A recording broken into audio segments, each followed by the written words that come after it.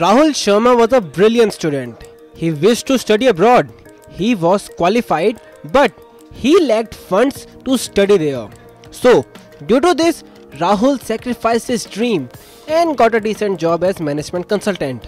Now, it's been 20 years since then. But not studying abroad haunts him. He doesn't want his daughter to face the similar situation. His daughter is 9 years old. This means she would go for MBA after 15 years. So, Rahul wants to do financial planning for his daughter right now. So, what should people like Rahul do? Make a financial goal. For financial planning of higher education, you have to look at various aspects. First, start with a time horizon. In our case, it is 15 years. Now, let us look at the cost of education for her daughter. Now, the average cost of doing an MBA from the US is around 27 lakh. For the safe side, let us take it rupees 30 lakh. Adding 10 lakh for other expenses, for doing an MBA in the US, you need 80 lakh rupees for 2 years. However, we need to keep in mind that this is the amount today. Education fees in US increased within the range of 1 to 2% in 2021-22 academic year. US target inflation rate is 2%. So, we can assume living expense plus fees will increase 2% annually. Now, in India, the target rate of inflation is 4%.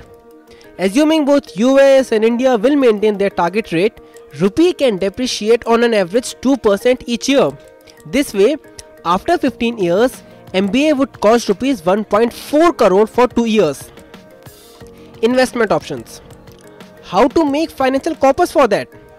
There are traditional savings schemes like PPS, SSY which are safe. But after adjusting for inflation, interest rate on them is not enough to give meaningful return.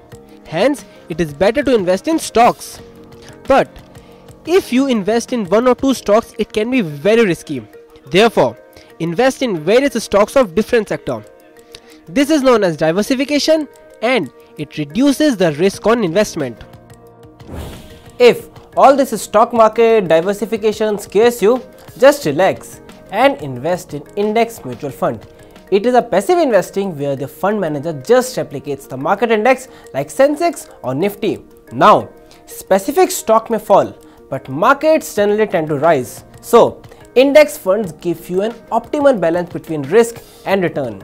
Also, long time horizon of investment will take care of volatility. Vishal Dhawan, CEO of Plan Ahead says, considering the long-term investment horizon that many investors have when they are saving for the international education for their children, equity as an asset class have the potential to meaningfully outperform other asset classes as investors have time on their side to deal with intermittent volatility. Index fund, both domestic and international, are good choice as long as investors gradually start to move to debt as the education goal gets closer. Top index funds give on an average 15% return annually. Let's be prudent and assume 13% rate annually. So, to make a corpus of rupees 1.4 crore required for MBA in US after 15 years, you need to invest rupees 25,194 each month. As per experts, there are solution-oriented mutual funds like Children's Fund. However, the size of those funds is not very large and they are not passive funds.